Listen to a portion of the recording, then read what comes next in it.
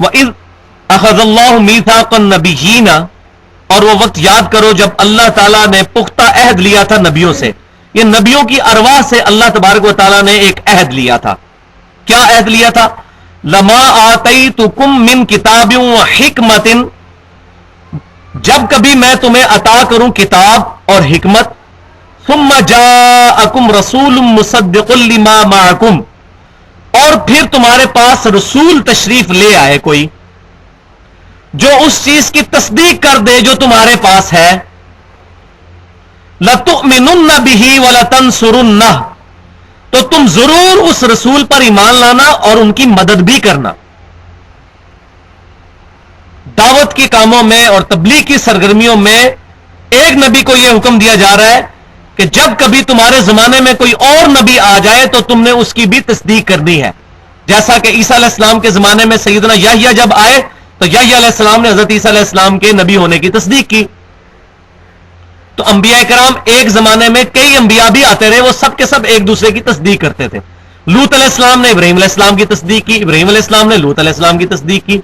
اس طرح انبیاء کرام سے اللہ تعالیٰ نے یہ پختہ عہد لیا تھا جب کبھی بھی میں تمہیں کتاب دوں، حکمت دوں، اس کے بعد رسول آ جائے تمہارے زمانے میں کوئی اور رسول جو کہ تصدیق کرتا ہو جو تمہارے پاس ہے، یعنی تمہاری نبوت کو وہ مانتا ہو تو تم بھی اس کی نبوت کو ماننا.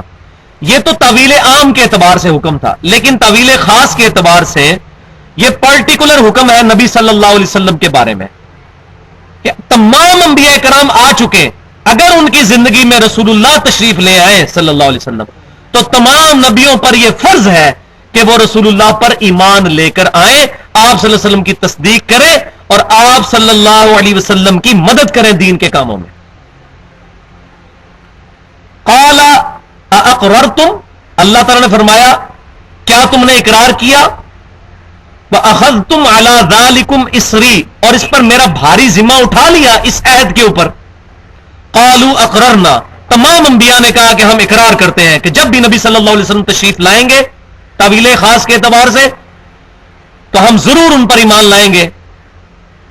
قالوا فاشهدوا وَأَنَا مَعَكُمْ مِنَ الشَّاهِدِينَ، تو اللہ نے فرمایا گواہ ہو جاؤ، اب سب ایک دوسرے پر گواہ ہو جاؤ کہ تم نے یہ اقرار کیا ہے اور میں بھی گواہوں میں شامل ہوتا ہوں بذات خود. فَمَن تَوَلَّى بَعْدَ ذَلِكَ، اب جو کوئی بھی اس بات سے پھر گیا کہ رسول اللہ کی نبوت کی تصدیق نہ کی، فَأُولَئِكَ هُمُ الْفَاسِقُونَ، تو یہی لوگ اصل میں فاسق ہوں گے. انبیاء کرام کے بارے میں یہ بات کی جا رہی بفرض محال. اگر انبیاء کرام کو یہ تھریٹ دی جا رہی ہے کہ اگر تم نے رسول اللہ صلی اللہ علیہ وسلم کو اپنا امام نہ مانا اور ان کی تصدیق نہ کی تو تم فاسق ہو جاؤ گے، تو اب مجھے بتائیں اب ہم رسول اللہ کو چھوڑ کر صلی اللہ علیہ وسلم امتیوں کے ساتھ نسبتیں لگاتے پھریں،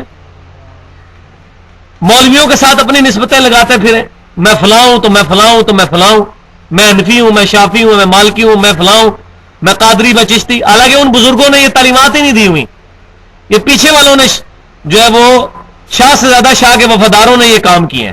انہوں نے تو کہیں نہیں یہ فرمایا. عیسیٰ علیہ السلام نے کب کہا کہ مجھے پوجو؟ یہ عیسائیوں نے خود عقیدہ ان کی طرف بنا دیا. اسی طریقے سے مسلمانوں میں بھی خرابیاں پیدا ہوئیں. یہ اقرار نبی صلی اللہ علیہ وسلم کی زندگی میں بظاہر تو پورا نہیں ہوا کیونکہ کوئی پروفٹ زندہ ہے ہی نہیں تھا جب نبی صلی اللہ علیہ وسلم تشریف لے کے آئے. ہاں، معجزے کے طور پر صحیح مسلم کتاب الایمان میں ایک حدیث موجود ہے کہ شب معراج نبی صلی اللہ علیہ وسلم کو اللہ تبارک و تعالیٰ نے جب بیت المقدس بلایا مسجد اقصی کے اندر، وہاں انبیاء کرام کی ارواح آئیں اور ان کو نبی صلی اللہ علیہ وسلم نے نماز پڑھائی، نبی صلی اللہ علیہ وسلم کو ان کا امام بنایا گیا. اسی حدیث کی وجہ سے صحیح مسلم کی جو حدیث ہے، ہم نبی صلی اللہ علیہ وسلم کو امام الانبیاء کہتے ہیں. تمام انبیاء کی آپ نے امامت فرمائی، لیکن یہ تمام معاملات معجزانہ طور پر ہوئے ہیں. یہ فزیکلی اس طرح نہیں ہے کہ کوئی وہاں جو لوگ بیٹھے تھے انہوں نے یہ چیز دیکھی بھی ہو. یہ سب معجزانہ، یہ عالم الغیب کی خبریں ہیں، یہ برزخ کی خبریں ہیں. اچھا، جو وہ معاملہ ہے کہ دنیا کے اندر کوئی دنیاوی زندگی کے ساتھ نبی موجود ہو اور اس نے نبی صلی اللہ علیہ وسلم کی تصدیق کی ہو، تو ایسا کوئی واقعہ نہیں، کیونکہ آپ صلی اللہ علیہ وسلم اور عیسیٰ علیہ السلام کے درمیان تقریباً 600 سال کا وقفہ ہے. 600 سال کا. 571 عیسوی میں نبی صلی اللہ علیہ وسلم پیدا ہوئے، اور اس زمانے کو سورہ مائدہ کے اندر اللہ تعالیٰ نے فطرت کا زمانہ قرار دیا ہے، جس کے اندر کوئی پروفٹ نہیں آیا، یہ فطرت کا زمانہ ہے 600 سال کا. اور اللہ تعالیٰ نے فرمایا کہ اب اللہ کی طرف سے ڈر سنانے والا اور خوشخبری سنانے والا محمد رسول اللہ صلی اللہ علیہ وسلم تشریف لا چکے ہیں، تاکہ تم یہ گلہ نہ کر سکو کہ ہمارے پاس کوئی ڈر سنانے والا تشریف نہیں لایا. اب اتنے بڑے فطرت کے پیریڈ کے بعد آ گئے ہیں ہمارے رسول صلی اللہ علیہ وسلم. تو یہ آیت بھی اس چیز کا ثبوت ہے کہ کوئی نبی زندہ نہیں تھا دنیا کے اندر. لہذا جن لوگوں کا یہ عقیدہ ہے کہ حضرت خضر علیہ السلام زندہ ہے اور وہ صوفیوں کے پاس آتے ہیں اور ان کی رہنمائی کرتے ہیں، تو یہ عقیدہ بھی قرآن اور سنت کے 100% خلاف، اور یہ کفری عقیدہ ہے. کیونکہ خضر علیہ السلام نبی ہے، اس میں کوئی شاکی نہیں ہے. اس کی وجہ یہ ہے کہ خضر علیہ السلام حضرت موسیٰ علیہ السلام کے استاد ہیں. یہ نہیں ہو سکتا کہ غیر نبی کبھی نبی کا استاد ہو. نبی کا استاد نبی ہوگا، رسول کا استاد رسول ہوگا. اگر نبی صلی اللہ علیہ وسلم کو جبرائیل نے آ کر سکھایا تو جبرائیل خود بھی رسول تھے، ان کو اللہ نے سکھایا، انہوں نے نبی صلی اللہ علیہ وسلم کو آ کر سکھایا. تو غیر نبی کبھی نبی کو نہیں سکھا سکتا. یہ عقیدہ ہی غلط ہے، عقیدہ ہی کفر ہے. لہذا خضر علیہ السلام نبی تھے جو وہ ولی نہیں تھے. اسی کی بنیاد پہ سب کی سب وہ باطل عقائد و نظریات صوفیوں نے گھڑے ہیں. امام بخاری رحمۃ اللہ علیہ نے کتاب العلم چیپٹر میں جب حضرت خضر اور موسیٰ علیہ السلام کا قصہ لے کے آئے ہیں تو انہوں نے دونوں کے ساتھ علیہم السلام لکھا ہے. دونوں کو اکٹھا ذکر کیا ہے، اللہ تعالیٰ کی سلامتی ہو ان پر. یعنی امام بخاری رحمۃ اللہ علیہ کا بھی یہی عقیدہ تھا کہ خضر علیہ السلام بھی نبی تھے. اور ان کے نبی ہونے کی سب سے بڑی دلیل وہ سورۃ الکہف کی آیت ہے. وہ آیت بھی میں پڑھ کے آپ کو سنا دیتا ہوں. سورۃ الکہف کے اندر جب وہ خضر علیہ السلام کا قصہ آتا ہے کہ انہوں نے 3 کام کیے اور موسیٰ علیہ السلام ان کاموں پر صبر نہ کر سکے، تو ان آیات، ان تمام معاملات کے بعد خضر علیہ السلام نے کیا کہا، یہ نکال لیں آپ، 16ویں پارے کا پہلا صفحہ نکال لیں. یہ بڑی امپورٹنٹ آیات ہے. 16ویں پارے کا پہلا صفحہ کون سا؟ 303 سی، صفحہ 303 مل گیا.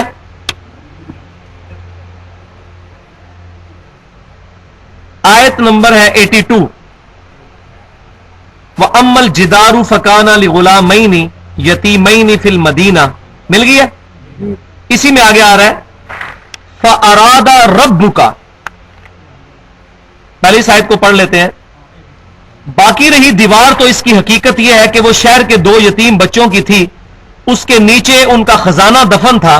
وَكَانَ أَبُوهُمَا صَالِحًا، ان کا باپ نیک آدمی تھا، اسی کا بینیفٹ اولاد کو ملا. فَأَرَادَ رَبُّكَ، تو تیرے رب نے اس چیز کا ارادہ کیا. حضرت خضر علیہ السلام نے اپنے ارادے کو رب کی طرف منسوب کیا کہ یہ رب کا فیصلہ تھا. اچھا، کیا ارادہ کیا؟ أَن يَبْلُغَ أَشُدَّهُمَا وَيَسْتَخْرِجَا كَنْزَهُمَا، کہ جب وہ دونوں اپنی جوانی کو پہنچے تو وہ اپنا خزانہ وہاں سے نکال لیں. رحمتم من ربک، ان کے رب کی طرف سے خاص رحمت. وما فعلته عن امری، اور جو کچھ میں نے کیا میں نے اپنی مرضی سے نہیں کیا. کہ خضر علیہ السلام کہہ رہے ہیں میں نے اپنی مرضی سے نہیں کیا. ذالک تأویل ما لم تستطع علیہ صبرا، اے موسیٰ علیہ السلام یہ ان باتوں کی تعویل ہے جس پر آپ صبر نہیں کر سکے. اس میں ایک واقعہ یہ تھا کہ انہوں نے بچے کو قتل بھی کیا تھا. اب بچے کو قتل کرنا وحی کے بغیر ممکن نہیں ہے. کوئی اس وقت کشف اور الہام بھی ہوتا تھا. حضرت عیسیٰ علیہ السلام کی والدہ کو الہام ہوا تھا، موسیٰ علیہ السلام کی والدہ کو بھی الہام ہوا تھا، لیکن اس امت میں تو اب ختم ہو چکا ہے، میں نے بتا دیا. لیکن کشف اور الہام کے ذریعے یہ نہیں ہو سکتا کہ آپ کسی زندہ بندے کی جان لے لیں، یہ تو ڈیفینیٹ ہے. کشف اور الہام 100% تو صحیح نہیں ہو سکتا، اس میں بھی شیطان کی دخل ہو سکتی ہے کیونکہ وہ وحی نہیں ہے. صرف نبیوں کو جو وحی ہوتی ہے وہ خالص ہوتی ہے. اب اس میں انہوں نے ایک بچے کی گردن بھی مروڑی تو یہ بغیر وحی کے نہیں ہو سکتا. اور انہوں نے کہہ بھی دیا کہ میں نے خود نہیں کیا، نہ میں نے اپنی مرضی سے کیا، یہ میرے رب کا حکم تھا. رب کا حکم نبی کے اوپر نازل ہوا، جیسا کہ اسرائیل علیہ السلام بھی اللہ کے نبی ہیں فرشتوں میں سے، اور وہ لوگوں کی روح قبض کرتے ہیں. اگر اس کو دلیل بنا لیا جائے تو آج کوئی پیر کسی بچے کی گردن مروڑ دے کسی مرید کے، ٹھیک ہے، اور وہ کہ جی مجھے تو اللہ تعالیٰ کی طرف سے اشارہ ہوا ہے، میں نے اپنی مرضی سے نہیں کیا، تو کیا خیال ہے؟ ایسا تو نہیں ہو سکتا، کبھی نہیں ہو سکتا. صرف اسرائیل کو اجازت ہے کہ وہ یہ کرے. یہ تھوڑی سی وہ ورڈنگ ہے جو نہیں، یہ عام لوگوں کی بحث ہی نہیں ہے. اللہ تعالیٰ سے سوال کر لیجیے. تو اللہ تبارک و تعالیٰ نے اس عقیدے کو بالکل کلیئر کر دیا کہ خضر علیہ السلام نے اپنی مرضی سے یہ سب کچھ نہیں کیا، لہذا یہ عقیدہ بالکل غلط ہے کہ خضر علیہ السلام ولی تھے. دوسری بات، اس آیت میں ہم نے پڑھا کہ انبیاء کرام سے یہ عہد لیا گیا تھا کہ جب رسول اللہ تشریف لائیں گے آپ نے ان پر ایمان بھی لانا ہے، ان کی مدد بھی کرنی ہے. کسی ضعیف سند سے بھی یہ بات ثابت نہیں ہے کہ خضر علیہ السلام کبھی رسول اللہ پر ایمان لائے ہوں اگر وہ زندہ تھے. آج جو یہ صوفی دعویٰ کرتے ہیں ہمارے پاس آتے ہیں، وہ شیطان آتا ہے، اصل میں اس نے خضر کا روپ دھاڑا ہوا ہے، وہ شیطان ہے، پانیوں پہ ان کی حکومت ہے، وہ شیطان ہے، خضر نہیں ہے. خضر تو فوت ہو چکے. اگر خضر علیہ السلام زندہ ہوتے تو ان پر فرض تھا کہ رسول اللہ کے اوپر ایمان لے کے آتے، ورنہ تو وہ فاسق ہو جاتے کہ قرآن کی اس آیت کے تحت. تو خضر علیہ السلام کبھی بھی نبی صلی اللہ علیہ وسلم پر ایمان لانے کے لیے نہیں آئے بنفس نفیس خود صحابہ کرام کے سامنے، کہیں ثابت نہیں ہے. یا انہوں نے کبھی غزوہ بدر میں، غزوہ احد میں نبی صلی اللہ علیہ وسلم کی مدد کی ہو آ کر جنگ کے اندر، کہیں کوئی ثابت نہیں ہے.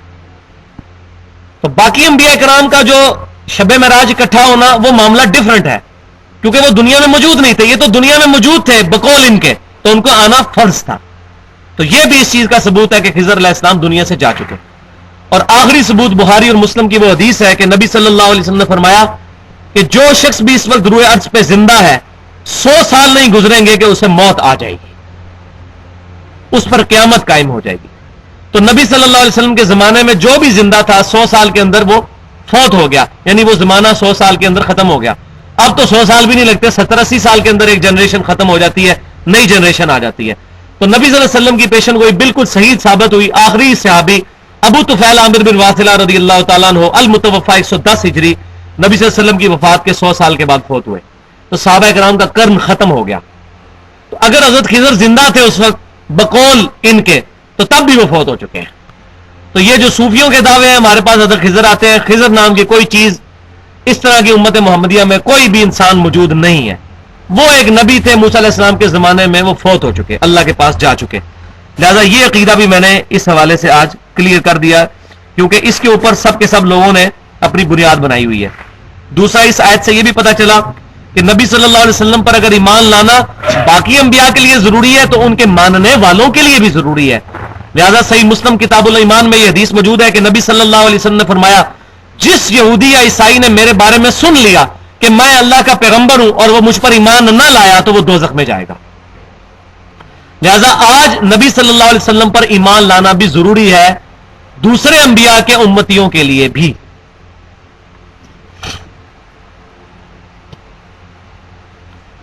اور اس میں ایک اور عقیدہ بھی کلیئر ہوا، وہ یہ کہ تمام انبیاء سے اللہ نے یہ عہد لیا تھا کہ تمہارے زمانے میں کوئی نبی آئے تو اس پر ایمان لانا، اور تمام انبیاء اپنے آنے والے انبیاء کے آنے کی بشارت دیتے رہے. جیسا کہ میں نے کئی دفعہ بتایا ہے کہ آج بھی گاسپل آف جان کے اندر یوحنا کی انجیل جو ہے اس کے اندر موجود ہے چیپٹر نمبر 14، جس میں عیسیٰ علیہ السلام اپنے حواریوں سے کہتے ہیں کہ میں نے تم سے بہت کچھ کہنا ہے مگر ابھی تم اس کے متحمل نہیں ہو. جب وہ آئیں گے دنیا میں تو وہ تمہیں سب کچھ سکھائیں گے، میرا جانا تمہارے لیے رحمت ہے، میں جاؤں گا تو وہ ہستی دنیا میں تشریف لائیں گی، وہ دنیا میں میرا نام روشن کریں گی، وہ اپنی خواہش نفس سے کچھ نہیں کہیں گے، وہ وہی کہیں گے جو اللہ تعالیٰ ان کو وہی فرمائے گا. یہ پریڈکشن آج بھی انجیل میں نبی صلی اللہ علیہ وسلم کے بارے میں موجود ہے. اسی طریقے سے کتاب الاستثناء چیپٹر ڈیوٹرانومی جو تورات اولڈ ٹیسٹمنٹ میں موجود ہے، اس کے چیپٹر نمبر 18 کی آیت نمبر 18 ہے کہ موسیٰ علیہ السلام کہتے ہیں کہ اللہ تبارک و تعالیٰ نے فرمایا موسیٰ علیہ السلام کے بارے میں کہ اے موسیٰ علیہ السلام میں تیرے بھائیوں یعنی بنی اسماعیل میں سے تیری مانند ایک رسول برپا کروں گا، اس کے منہ میں اپنا کلام ڈالوں گا، وہ اپنے خواہش نفس سے کچھ نہیں کہیں گے، وہ وہی کہیں گے جو میں ان کو وہی کروں گا. یہ پریڈکشن بھی نبی صلی اللہ علیہ وسلم کے بارے میں موجود ہے. تو تمام انبیاء اپنے آنے والے انبیاء کی بشارت دیتے آئے. اگر غلام احمد قادیانی دجال بھی نبی ہوتا تو کسی تو دنیا کی حدیث کے اندر یہ موجود ہوتا کہ نبی صلی اللہ علیہ وسلم نے فرمایا ہوتا کہ میرے بعد غلام احمد قادیانی آئے گا، اس کو نبی مان لینا. کہیں نہیں ہے، اور اس پر ضرور ایمان لے کر آنا. یہ بھی اس بات کا ثبوت ہے کہ نبی صلی اللہ علیہ وسلم کے بعد کوئی نبی نہیں آئے گا. بخاری اور مسلم کی متفق علیہ حدیث ہے کہ نبی صلی اللہ علیہ وسلم نے فرمایا قیامت اس وقت تک قائم نہیں ہوگی جب تک 30 جھوٹے دجال نہ پیدا ہوں جو یہ دعویٰ نہ کرنے لگ پڑے کہ میں اللہ کا نبی ہوں. ہر بندہ یہ دعویٰ کرے گا. اور ابو داؤد میں حدیث موجود ہے, اس میں آگے الفاظ ہے کہ نبی صلی اللہ علیہ وسلم نے فرمایا انا خاتم النبیین, میں خاتم النبیین ہوں, لا نبی بعدی, میرے بعد کوئی نبی نہیں. اور بخاری اور مسلم کی متفق علیہ حدیث ہے کہ نبی صلی اللہ علیہ وسلم نے فرمایا کہ میری مثال اور باقی انبیاء کی مثال ایک عمارت کی سی ہے جو بڑی خوبصورت ہو, لیکن اس میں ایک اینٹ لگنے کی جگہ ابھی باقی ہو. جو بھی شخص وہاں سے گزرے اس عمارت کی خوبصورتی کی تعریف کرے, لیکن ساتھ یہ کہ اگر یہ ایک اینٹ لگ جائے تو یہ عمارت پرفیکٹ ہو جائے. وہ ایک اینٹ میں ہوں, نبی صلی اللہ علیہ وسلم نے فرمایا. تو جب جگہ ہی ایک اینٹ کی ہے تو غلام احمد قادیانی کہاں سے آ گیا؟ تو یہ تمام کی تمام چیزیں ان آیات سے کلیئر ہوتی ہیں. تو پچھلی دفعہ خضر علیہ السلام سے متعلق میں نے ڈیٹیل سے گفتگو کی تھی. اس میں نے پہلی چیز یہ کلیئر کی تھی کہ خضر علیہ السلام نبی ہیں, ولی نہیں ہیں. اور اس کے ثبوت میں نے سب سے بڑی بات یہ پیش کی کہ چونکہ خضر علیہ السلام سیدنا موسیٰ علیہ السلام کے استاد ہیں, یہ کبھی نہیں ہو سکتا کہ کوئی غیر نبی کسی نبی کا استاد ہو. یہ نبی کی شان کے ہی منافی ہے. نبی کا استاد نبی ہو سکتا ہے. دوسری دلیل یہ کہ امام بخاری رحمۃ اللہ علیہ نے صحیح بخاری کے اندر موسیٰ علیہ السلام اور خضر علیہ السلام کا جہاں پر ذکر کیا تو دونوں کے ناموں کے ساتھ علیہ السلام ذکر کیا ہے. یہ اس چیز کا ثبوت ہے کہ وہ حضرت خضر علیہ السلام کو پروفٹ مانتے تھے. اور اس کے بعد میں نے یہ ڈسکس کیا کہ جن لوگوں کا یہ عقیدہ ہے کہ خضر علیہ السلام زندہ ہیں اور ان کو موت نہیں آئی, ان کا رد کیا تھا کہ نبی صلی اللہ علیہ وسلم پر انبیاء کرام کے لیے ایمان لانا فرض تھا. اگر کوئی نبی رسول اللہ صلی اللہ علیہ وسلم کے مبارک زمانے میں زندہ ہوتا دنیاوی زندگی کے ساتھ, تو اس پہ فرض تھا کہ وہ نبی صلی اللہ علیہ وسلم پر اعلانیہ ایمان لے کر آتا اور نبی صلی اللہ علیہ وسلم کے ساتھ قتال میں, جنگوں میں شریک ہوتا. وہ پیچھے آیت گزری تھی کہ جب رسول اللہ تشریف لے آئے تو تم ان کی مدد کرنا, ان پر ایمان لے کر آنا. کسی ضعیف سند سے بھی یہ بات ثابت نہیں کہ کبھی خضر علیہ السلام نبی صلی اللہ علیہ وسلم پر ایمان لائے ہوں یا انہوں نے نبی صلی اللہ علیہ وسلم کے ساتھ کسی جنگ میں شرکت کی ہو. لہٰذا یہ عقیدہ بالکل فاسد ہے. ورنہ خضر علیہ السلام اپنی نبوت سے ہی ہاتھ دھو بیٹھتے اگر وہ اللہ کے حکم کی نافرمانی کرتے. تو انبیاء کے لیے یہ چیز ناممکن ہے, محال ہے کہ وہ اپنے رب کے حکم کی نافرمانی کریں. اور تیسری چیز اس کے اندر یہ تھی اسی کانٹیکسٹ میں کہ بخاری اور مسلم کی متفق علیہ حدیث ہے کہ اس وقت جو شخص بھی روئے زمین پر, روئے ارض پر زندہ ہے, 100 سال نہیں گزریں گے کہ اس پر قیامت قائم ہو جائے گی, یعنی اس کو موت آ جائے گی. تو نبی صلی اللہ علیہ وسلم کے مبارک زمانے میں جتنے لوگ بھی زندہ تھے وہ 100 سال کے اندر اندر فوت ہو گئے اور صحابہ کرام کا قرن ختم ہوا. قرن کہتے ہیں عربی میں زمانے کو. تو صحابہ کرام کا قرن, ان کا زمانہ وہ ختم ہو گیا 100 سال کے اندر نبی صلی اللہ علیہ وسلم کے دنیا سے تشریف لے جانے کے بعد.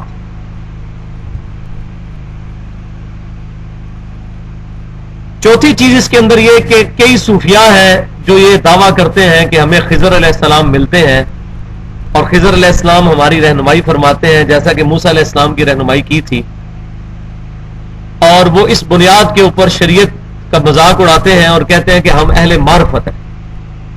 اور جب ان کا رد کیا جاتا ہے کتاب و سنت سے تو وہ کہتے ہیں علم بس کریو یار, حالانکہ ہمارے پورے کا پورے دین کی بنیاد ہی علم پر ہے. انما یخشی اللہ من عبادہ العلماء, اللہ کی معرفت اہل علم کو ہے, علم کے بغیر کوئی چیز نہیں ہے. اور یہ جو لوگ علم کی تذلیل کرنے کے لیے کہتے ہیں جی شیطان بھی بہت بڑا عالم تھا, بھائی یہ کوئی ثابت نہیں ہے کہ شیطان عالم تھا. شیطان بہت بڑا جاہل تھا. عالم ہوتا, عالم جبرائیل علیہ السلام تھے جو اللہ کے حکم کو مانتے ہوئے انہوں نے حضرت آدم علیہ السلام کو سجدہ کیا. عالم تو سارے فرشتے تھے جنہوں نے علم کی بنیاد پر اللہ تعالیٰ کے حکم کو مانا. جو اللہ تبارک و تعالیٰ کے حکم کو نہ مانے وہ تو جاہل ہے, وہ عالم کہاں سے ہو سکتا ہے؟ شیطان کوئی عالم نہیں تھا, وہ جاہل تھا.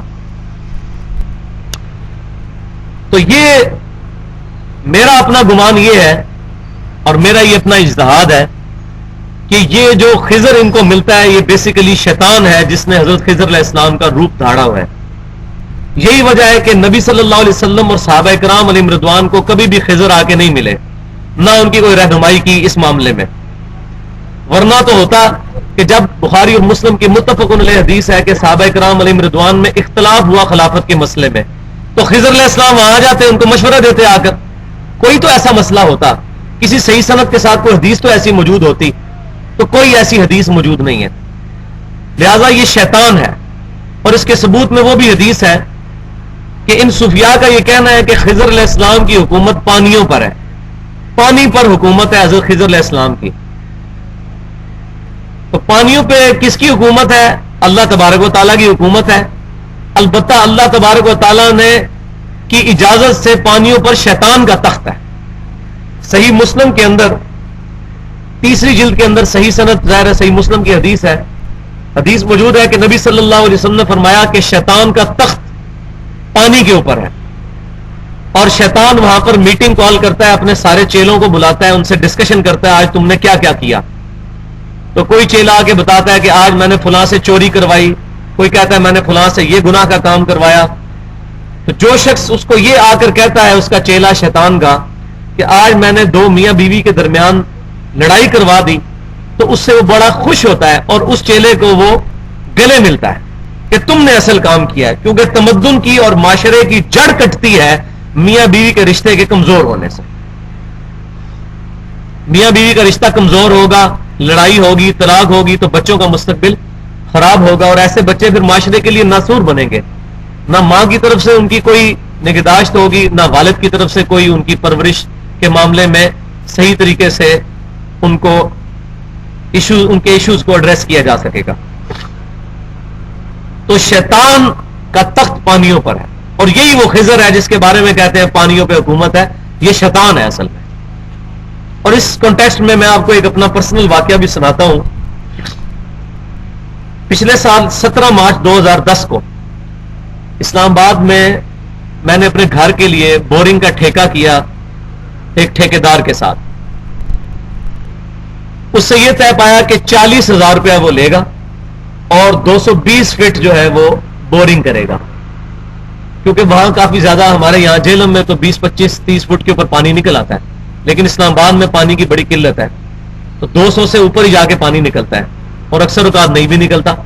تو اس سے 220 فٹ جو ہے وہ طے ہوا۔ تو تقریباً 35 دن تک اس نے جو ہے وہ کھدائی کی، اور 220 فٹ جو ہے کھودا، پانی کا ایک ذرہ تک نہیں آیا تھا، ایون سینڈ بھی نہیں تھی زمین کے اندر، تو امید لگ جاتی کہ پانی نکلے گا۔ تو اس نے بورنگ کرنے سے پہلے مجھے یہ کہا تھا کہ آپ بھائی حضرت خضر علیہ السلام کے نام کا بکرا دیں، کیونکہ پانیوں پہ حضرت خضر کی حکومت ہے، تو خضر علیہ السلام کے نام کا بکرا دیں گے تو تب پانی نکلے گا۔ اور جب پانی نہیں نکلا تو اس نے بغلیں بجانا شروع کر دی۔ اس نے کہا کہ جی دیکھا، میں نے کہا تھا خضر علیہ السلام کا بکرا دو ان کے نام کا۔ تو میں نے اس کو یہ بات کہی تھی کہ اللہ تبارک و تعالی ہی زمین و آسمان کے تمام خزانوں کا مالک ہے، اللہ تبارک و تعالی ہی عطا فرمانے والا ہے، کسی کی کوئی حکومت نہیں ہے، ایک ذرے کا بھی کوئی اختیار نہیں رکھتا اس کائنات کے اندر۔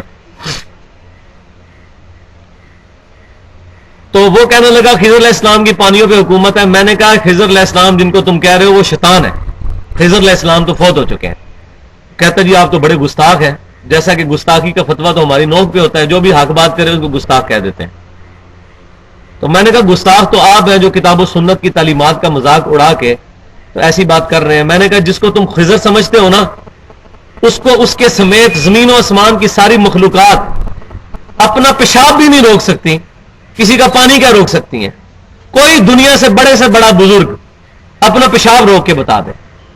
انسان تو اپنا پیشاب روکنے پر قادر نہیں ہے، کسی کا پانی یا روٹی کیسے یا رزق بند کر سکتے ہیں؟ کہتا ہے تم تو پکے گستاخ ہو، تمہارا پانی نہیں نکلے گا۔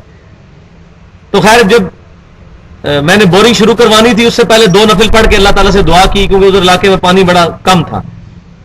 جب 220 فٹ تک بورنگ کر لی، پانی نہیں نکلا، اس نے کہا جی دیکھا، میں نے کہا تو کہتا جی اب تو وقت نکل چکا ہے، اب تم خضر علیہ السلام کے نام کا بیل بھی دو گے تب بھی پانی نہیں نکلے گا، تم نے گستاخی کی ہے۔ تو بورنگ کا ٹھیکہ ختم ہو چکا ہے، اب اگر تم نے مزید آگے بورنگ کروانی ہے تو 1500 روپیہ ایک دن کے چارج ہوں گے۔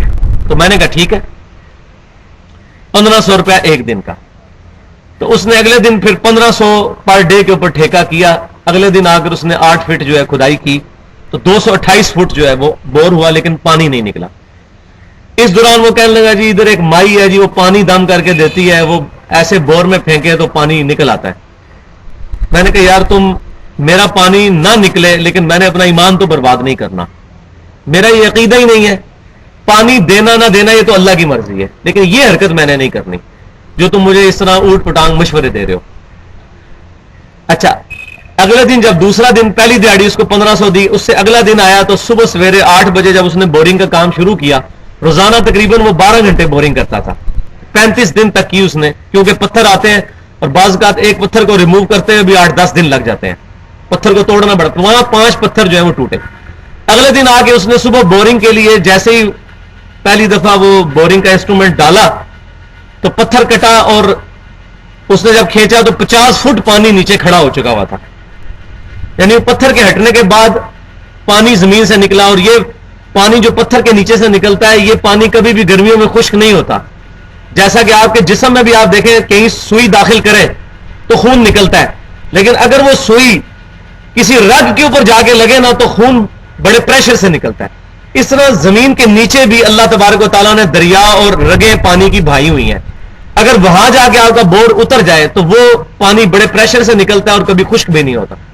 وہ واٹر ٹیبل جو ہے وہ بارشوں کی وجہ سے, سیپیج کی وجہ سے نہیں ہوتا, بلکہ زمین کے نیچے جو دریا بہتے ہیں, جیسا زمین کے اوپر دریا بہتے ہیں اس طرح زمین کے نیچے بھی دریا بہتے ہیں جو کہ گلیشیئر سے چلتے ہیں, وہ ان کے ساتھ میچ کر جاتا ہے.